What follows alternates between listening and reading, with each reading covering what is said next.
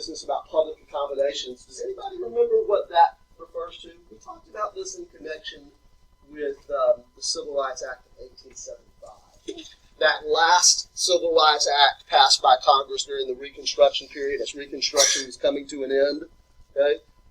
And that was the legislation that went before the Supreme Court in 1883 in the civil rights cases. Anybody remember what that was about? What was Congress trying to do in that 1875 Civil Rights Act? And what does that refer to, public accommodation? That would be one type of public accommodation. Yeah. Well, no, I think you might be, don't get confused. I'm not sure what you're thinking about here exactly, but remember that case Plessy versus Ferguson also involved the issue of separate but equal on the trains. But public accommodations would be one type of, transportation systems would be one type of public accommodation. But what other kinds of things are we talking about? Anything under the heading of public transportation? I'm just trying to get you to remember that we described it as privately owned and operated enterprises that are open to the public.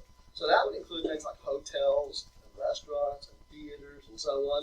So remember, in 1875, way back in 1875, during Reconstruction, Congress said that people who own and operate these enterprises cannot discriminate on the basis of race under the penalty of federal law, right? And what did the Supreme Court say in the civil rights cases of 1883 about that? Congress really doesn't have the authority to punish private individuals who discriminate on the basis of race. Under the 14th Amendment, Congress doesn't have that authority. It only has the authority to prevent the states from discriminating. Remember, we said that the Supreme Court's logic in the civil rights cases of 1883 was that if the 14th Amendment doesn't give that Congress that authority, or if no other place in the Constitution gives Congress that authority, then it must be a power that is, who remembers, reserved to the states by what provision of the Constitution? These are the kind of things that you really ought to remember for a test. Right? No, there's a specific provision of the Constitution that we're looking for here, an article number or an amendment number that the Supreme Court says in 1883.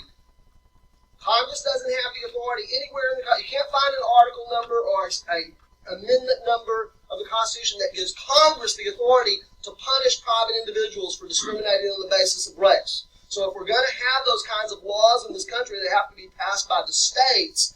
And that is by virtue of the fact that what provision of the Constitution says that any powers that are not delegated to the national government are powers that are reserved to the states.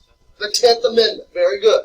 The Supreme Court says in 1883 that the 10th Amendment means that if we're going to have these kinds of laws, they have to be passed by the states. Congress doesn't have the power to do it.